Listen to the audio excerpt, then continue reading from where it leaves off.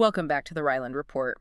So usually we're dissecting quarterly earnings or, some complex geopolitical The shifts. heavy stuff, yeah. Exactly. But today we're pivoting. We're doing a deep dive on a novel called Scones and Stones.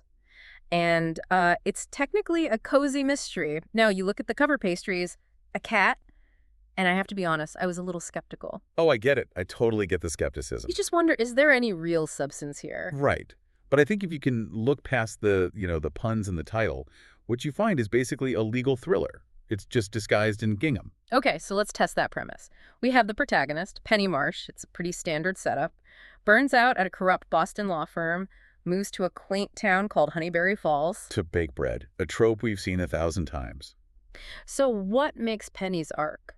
What makes it distinct? What's the transfer of skills? I mean, usually in this genre, the baker solves the crime because they're just, Yeah. nosy. Mm. Petty solves it because she's a lawyer. So when the developer, Arthur Pendergast, drops dead in her shop. And he dies right after eating her signature maple oat scone. Exactly. She doesn't just panic. Her brain immediately goes to things like chain of custody. She's treating her kitchen like a crime scene. Totally. Her ingredients are evidence. She's not relying on intuition. She's relying on the rules of evidence, analyzing motives like she's prepping for a deposition. Which is pretty necessary because this isn't just a simple poisoning. No. And this is where it gets surprisingly dense for the genre. The murder weapon is foxglove, which was planted in her own supply. So it's a frame job. A really good one. And the motive ties into this whole conspiracy with shell corporations and land fraud. Pendergast wasn't just a bully. He was a piece of a much larger puzzle. So the cozy part is really just the aesthetic overlay. Precisely. And speaking of that aesthetic, we should probably talk about the cozy staples, Mm-hmm. like the cat. Barnaby, the 20-pound Maine Coon. I mean, he's a crowd pleaser for sure, but does he actually serve a purpose? He does, actually. He's kind of this silent observer that grounds the scenes.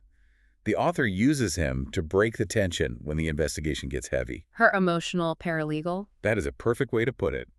But the human dynamics are even more interesting. You have Detective Jackson Miller. The childhood friend turned cop. Again, a classic trope.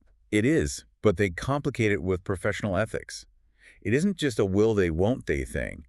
It's the fact that he has to treat her as a suspect, despite their history. Right. And that creates a friction that feels really genuine.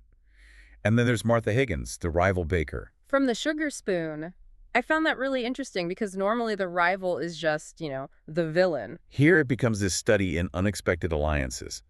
It starts as this petty turf war. But as the pressure mounts on Penny, Martha realizes that a big developer bulldozing the town hurts her too. It's about small business survival. And it creates this great atmosphere. You get the smell of cinnamon and yeast, but it's undercut by this constant paranoia. The culinary comfort meets legal thriller idea again. Exactly. The pacing is tight because it moves between those safe sensory moments and like late-night break-ins at the library. So if we strip this down to the key takeaway, who is this book actually for? Well, I think it's for readers who are tired of the too stupid to live protagonists. Yeah, the one who stumbles into every clue. Right. If you want a heroine who saves herself using her intellect and professional training instead of waiting for the handsome detective, this is the book for you. And it leaves the door wide open at the end. The murder is solved, but... But the whole mystery of the town founder, Elias Honeyberry, is left completely unresolved. There's a hidden chamber under the bakery. It suggests this land fraud goes back for generations. A very solid hook for the sequel. It pretty much guarantees a pre-order for book 2. Well, if you want to see if you can spot the clues before Penny does, you can grab a copy of Scones and Stones. We put the Amazon link in the video description. Just maybe double-check your own pastries before you dig in. Good advice. That's it for this deep dive. Here's something to think about before you go. If a lawyer leaves the law to become a baker, do they ever really stop being a lawyer, or do they just change their courtroom? Thanks for listening to the Ryland Report.